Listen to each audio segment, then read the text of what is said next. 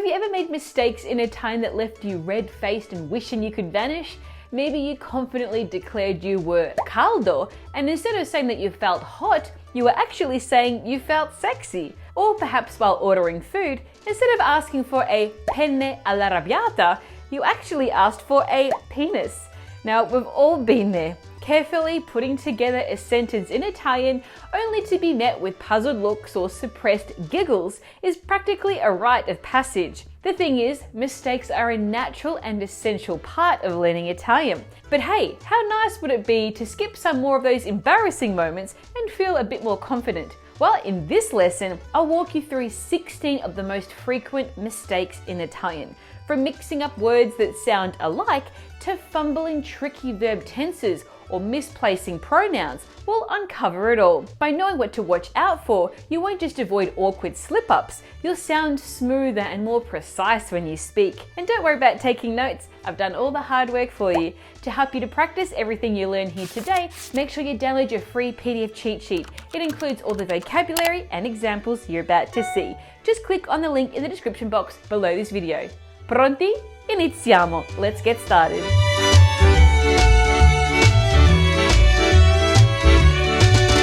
Learning Italian is exciting, but it's easy to fall into common mistakes that make your sentences sound awkward or unnatural. Don't worry though, first we'll do an Italian grammar check to spot those sneaky errors.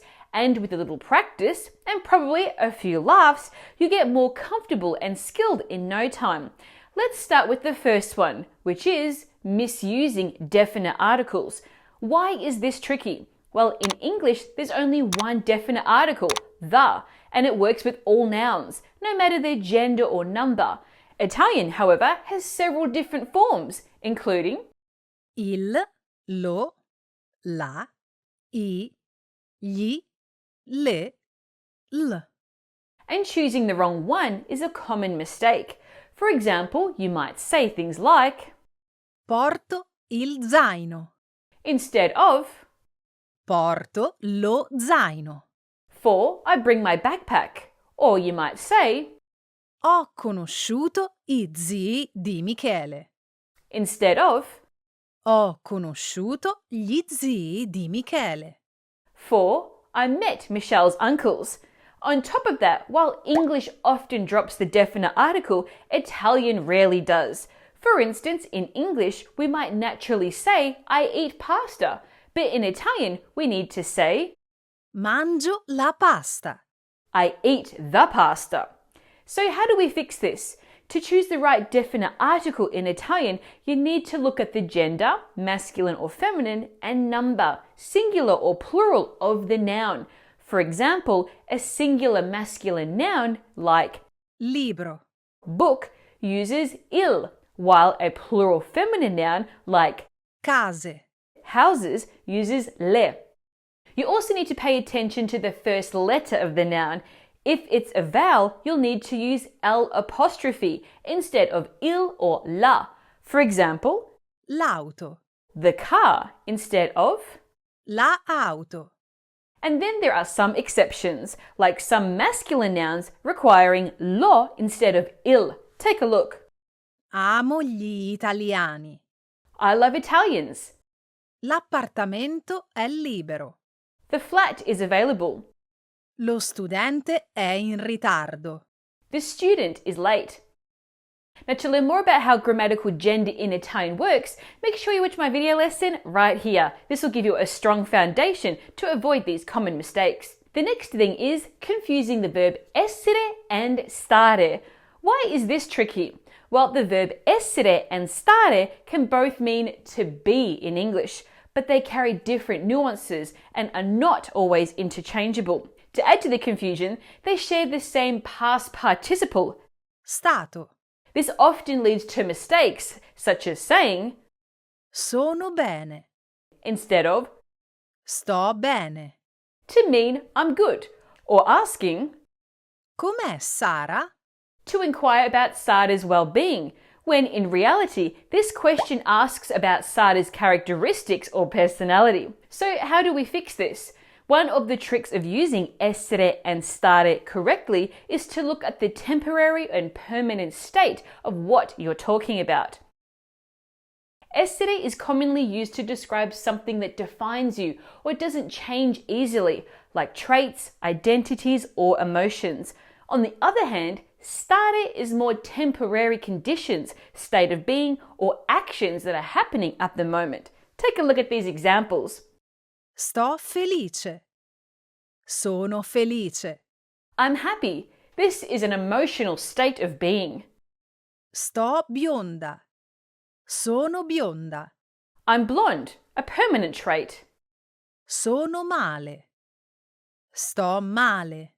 I'm doing badly, a temporary state, a state of being. Sono lavorando. Sto lavorando. I'm working, an action happening right now. Are you enjoying this lesson? Don't let the learning stop here. Make sure you download your free PDF cheat sheet. Let's move on to the next one, which is misusing the verb piacere, which means to like. So why is this tricky? Well, the verb Piacere. to like behaves quite differently in Italian compared to English. In English, we say that someone likes something, where the person doing the liking is the subject and the thing being liked is the object. In Italian, however, piacere literally means to be pleasing to someone, which completely changes the sentence structure.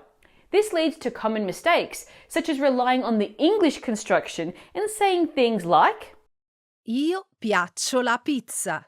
which doesn't make sense in Italian. Instead of actually saying Mi piace la pizza. I like pizza. Literally, pizza is pleasing to me, where mi, to me, is the indirect object pronoun, and the verb piace is conjugated based on the thing being liked, in this case, pizza. So how do we fix this? To use piacere correctly, think of the sentence as if something is pleasing to someone. Here's the structure. The subject of the sentence is the thing being liked. The person who likes something is the indirect object, that is expressed with a plus the name, or an indirect object pronoun. The verb is then conjugated based on the thing being liked, not the person doing the liking. Take a look at these examples. Io piaccio il risotto. Mi piace il risotto. I like risotto. Literally, risotto is pleasing to me. Maria piace i musei. A Maria piacciono i musei. Maria likes museums. Literally, museums are pleasing to Maria. The next mistake we see is overusing personal subject pronouns. So why is this tricky? Well, in Italian, verb endings are specific to each subject, which means we can usually tell who the subject is just by looking at the verb. This is different from English, where the verb endings don't change much, and subject pronouns such as I, you, he, she, and so on are always necessary. For example, we say I study, you study, we study, and so on.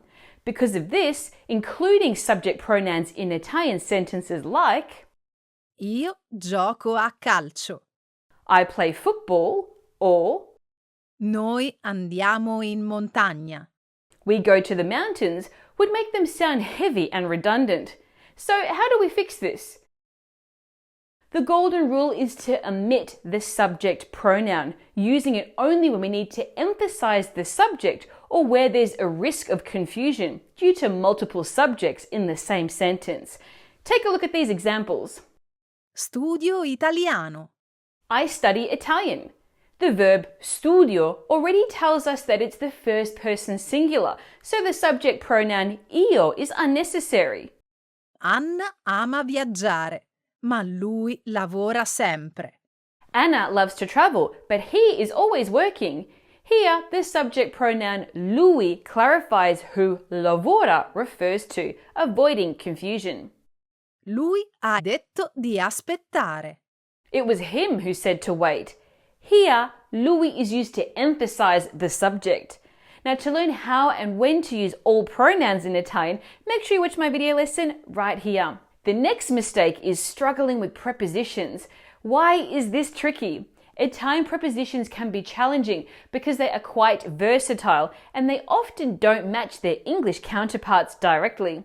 This can lead to confusion when trying to use them correctly, especially with prepositions like da and di or a and in. Common mistakes include phrases like Vengo di Dublino. instead of saying, Vengo da Dublino. which means I'm from Dublin, or Abito in Firenze. instead of saying, Abito a Firenze. which means I live in Florence. So how do we fix this? Unfortunately, there is no simple trick for mastering Italian prepositions, and mistakes are unavoidable. The key is to familiarize yourself with their usage gradually, starting from the most common rules.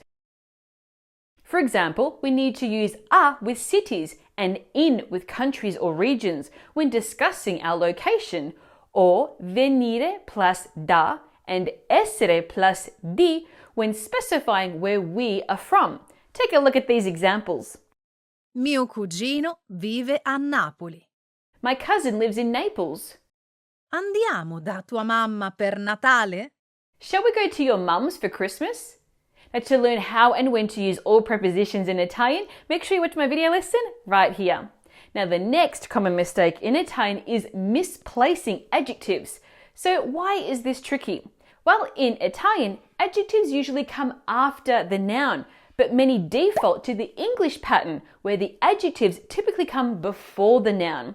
This leads to common mistakes, such as Hai visto il biondo ragazzo?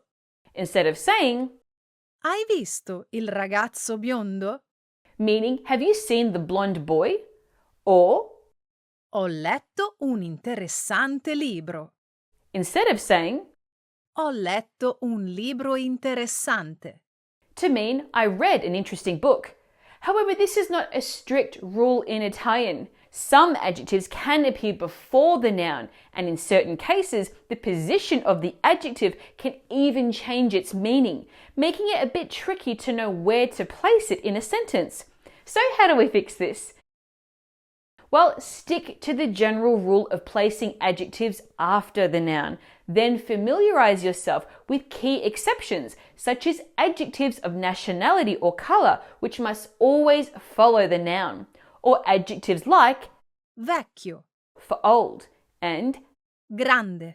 for big that take on a figurative meaning when placed before the noun. Take a look at these examples. Luigi ha comprato una macchina nera. Luigi bought a black car. Dei vecchi colleghi. Some colleagues I've known for years. Here, vecchi takes on the figurative meaning, referring to long-standing relationships rather than age. Now, to learn 175 most common Italian adjectives, make sure you watch my video lesson right here. Now, if you're enjoying this lesson, make sure you download your free PDF cheat sheet. You can find a link to that in the description box below this video. Now, let's move on to the next common mistake in Italian, which is incorrectly conjugating irregular verbs.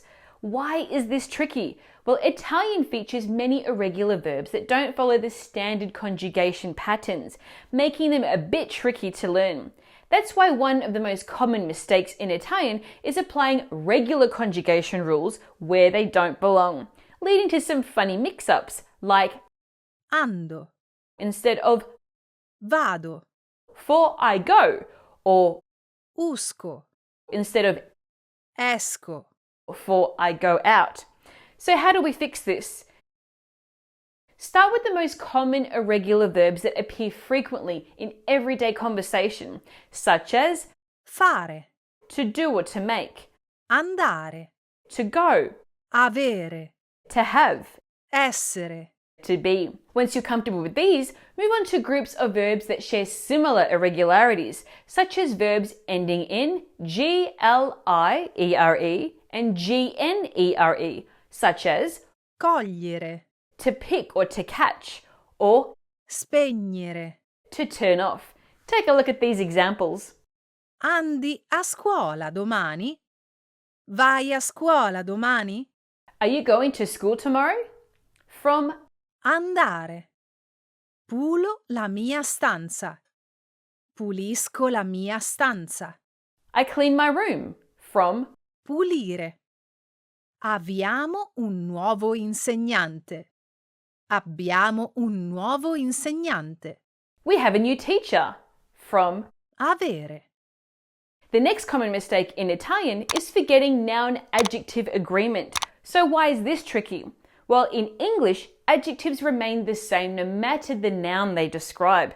In Italian, however, they must agree with the gender and the number of the noun. This often results in 4 possible endings: O, A, I, and E.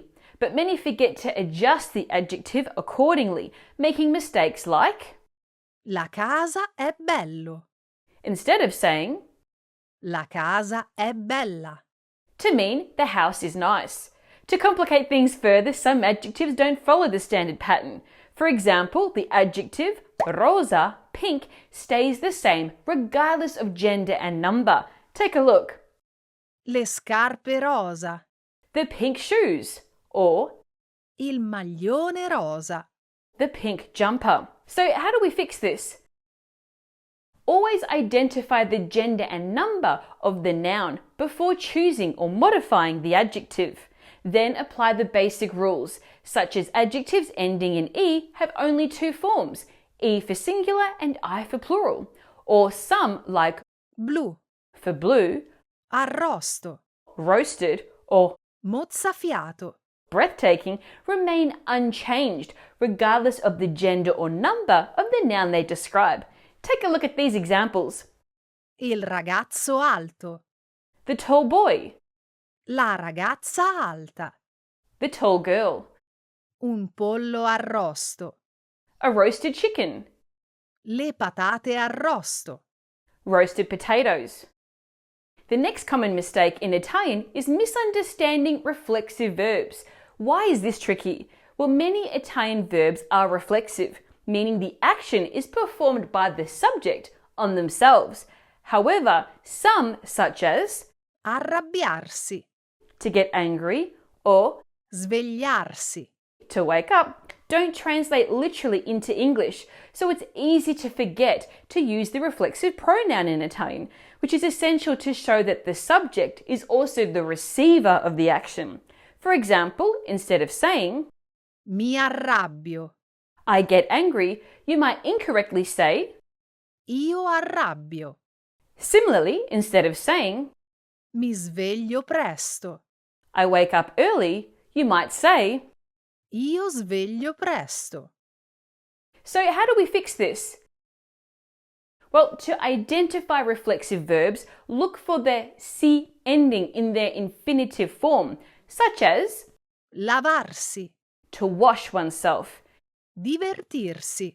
to have fun, and so on. When conjugating these verbs, remember to add the reflexive pronoun before the verb or attach it to the end when using the infinitive or imperative forms. Take a look at these examples. Mi vesto e scendo. I get dressed and head downstairs. Ci svegliamo sempre tardi la domenica. We always wake up late on Sundays. Another common mistake in Italian is ignoring double consonants. Why is this tricky? Well, unlike English, double consonants are very common in Italian. If you miss or mispronounce them, you could accidentally change the entire meaning of a word, and that can lead to some pretty funny or awkward situations. For example, Cappello. hat turns into Capello. hair, and Cammino. I walk or path becomes Camino. chimney. Or the more embarrassing side, we have Penne. the pasta, which could easily be mistaken if you say Pene. penis. And Anno. for year might become Ano. meaning anus. Whoops. So how do we fix this? Well, double consonants are pronounced for a longer duration, just slightly, and with more emphasis than single consonants.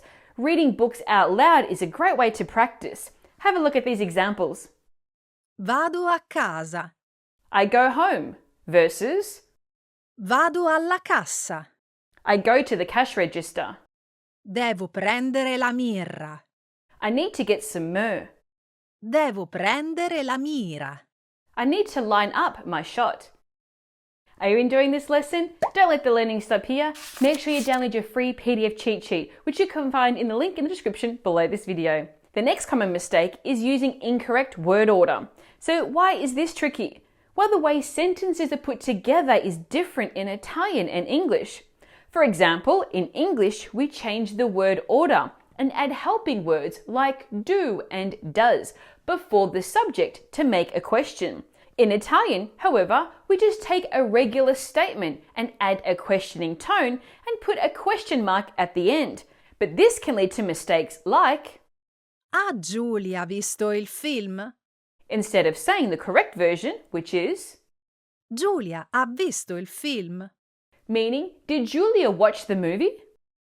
Another key difference is that in Italian, the subject is placed after the verb for emphasis, which can feel a little strange for English speakers who are used to keeping the subject first. For example, Ho preso io le chiavi. this literally means I took the keys, but with a little extra emphasis, I took the keys myself. So how do we fix this? Well, we start with the basic subject, verb, object structure as your foundation. Then practice the correct placement of elements like pronouns and adjectives and gradually move on to more complex structures. A great way to do this is by exposing yourself to everyday language, such as that through podcasts or TV series. Take a look at these examples. Ha vinto Marco. Marco won! Ho chiamato Laura. La vedo stasera. I called Laura. I'm seeing her tonight. Now, to master Italian sentence structure and word order, make sure you watch my video lesson right here. Now, the next common mistake is misusing auxiliary verbs in the past tense.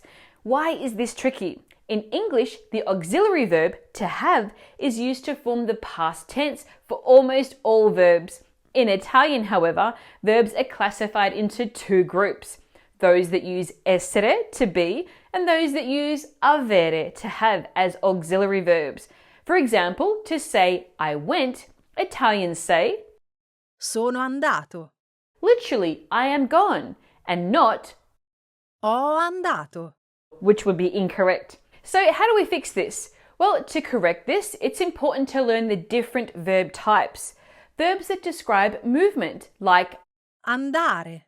Uscire. or changes in state like Stare. Diventare. these generally use essere as the auxiliary verb, and their past participle must agree in gender and number with the subject. All other verbs, especially those with a direct object, require the verb avere, and their past participle always remains in the masculine singular form. Take a look at these examples. Siamo andati al cinema. We went to the cinema. Ho mangiato una pizza. I ate pizza. Another common mistake is mixing up gli and li. So why is this tricky? Well, because gli, G-L-I, and li, L-I, look and sound very similar. Many students often use one when they actually mean the other. However, these two words have distinct functions, and mixing them up is considered a serious mistake in Italian. But don't worry, even Italians occasionally slip up too, ending up saying things like Li ho comprati. instead of the correct version, which is Li ho comprati. to mean I bought them, or Gli ho prestato il libro. instead of saying Gli ho prestato il libro. to mean I lent him the book. So how do we fix this? To avoid confusion, it's important to remember the key differences in their functions. Gli functions as both a masculine singular definite article, meaning the, and an indirect object pronoun, meaning to him, while li, li, is a direct object pronoun to mean them. Take a look at these examples. Gli ho spiegato il problema. I explained the problem to him. Li ho visti ieri. I saw them yesterday. Another common mistake is struggling with the subjunctive mood, the famous congiuntivo. Why is this tricky? The subjunctive is one of the most challenging verb forms in Italian because we don't really use it in English. This means we often struggle to recognize when to use it in Italian and may end up avoiding it altogether. The result? Incorrect sentences that hurt to listen to, like Penso che è vero. instead of saying Penso che sia vero. I think that it is true, or Se ero ricco mi licenziavo. instead of Se fossi stato ricco mi sarei licenziato. if I had been rich, I would have quit. So how do we fix this? After memorizing the basic conjugations of the subjunctive mood, focus on recognizing the specific triggers that require the subjunctive. These include certain verbs like Pensare, to think, sperare. to hope, and many others. Expressions like È importante che, it's important that, and conjunctions like sebbene, although, prima che. before. Take a look at these examples. Penso che sia interessante. I think that it is interesting. Ti spiego tutto prima che tu parta. I'll explain everything before you leave. Now, to learn more about how and when to use the subjunctive, make sure you watch this video lesson right here. Are you enjoying this lesson? Don't let the learning stop here. Make sure you download your free PDF cheat sheet. Just click on the link below this video. Now, the next common mistake in Italian is falling for false friends. Why is this tricky? False friends are words that look and sound similar in Italian and English, but have totally different meanings. Now, this can easily lead to misunderstandings, often resulting in hilarious or even awkward situations. For example, if you tell someone that you're using Preservativi. to preserve your food, thinking it's like the English word preservatives, you might get some very confused or red-faced reactions because in reality, you've just said condoms. Now, some particularly funny false friends include Morbido. in Italian, this doesn't mean disturbing, this actually means soft. Ostrica. This doesn't mean ostrich, this actually means oyster. Accidente. This doesn't mean a physical accident, it means misfortune. Eccitato. This doesn't mean enthusiastic or excited, it actually means horny. So how do we fix this? Well, there's no magic formula to dodge false friends, but you can definitely reduce the chances of embarrassing slip-ups by learning them along the way. The best way? Immerse yourself in real Italian TV shows, read books, or listen to podcasts. The more you hear how words are actually used, the easier it'll be to spot and avoid these sneaky false friends. Take a look at these examples. Luca è molto educato. This means Luca is very polite, not Luca is highly educated. Attualmente non lavoro. This means currently I'm not working, not actually I don't work. The next common mistake in Italian is translating literally from English. Why is this a problem, or why is it tricky? Well, when you translate directly from English into Italian, you might end up using phrases that sound awkward or hilariously wrong. This happens because idiomatic expressions, word order, and sentence structure don't always match between the two languages. What makes perfect sense in English might leave Italians scratching their heads or giggling. A classic example is translating I'm warm as Sono caldo. which actually suggests you're feeling sexy and a bit frisky and are turned on, rather than simply referring to your temperature. So how do we fix this? Rather than translating word for word, try to think as an Italian would. Think in Italian. Start by memorizing common expressions used in everyday conversations, so you're not tempted to rely on English sentence structure. Don't know where to start? Start with classic fairy tales like Pinocchio or Cappuccetto Rosso, Little Red Riding Hood. They're a fun and accessible way to familiarize yourself with typical expressions and grammar patterns. Take a look at these examples. To say I am wrong is Ho torto. the Italian equivalent is not, Sono sbagliato. which is the literal translation, which in Italian means that something is wrong with me. Another example is to say it makes sense is Ha senso. Now, the Italian equivalent you might want to say is Fa senso.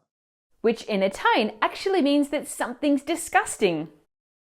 Now, to continue your learning and to help you practice everything that you've learned here today, make sure you download your free PDF cheat sheet. Again, you'll find that in a link in the description box below this video. If you enjoyed this lesson, then you'll love Intrepid Italian, my series of online self-paced video courses that break down everything you need to know about Italian using my unique 80-20 method. More details in the description below. Now, if you enjoyed this lesson, don't miss my lesson on how to use all 15 tenses in Italian, which you can do by clicking up here. So now that you've familiarized yourself with the most common mistakes in Italian, it's time to test your Italian grammar skills, and you can do that by watching this video right here. In the meantime, hit that like button, subscribe to my channel, and turn on those notifications so you get an alert when I post more video lessons like this one. Until next time, un abbraccio, ciao!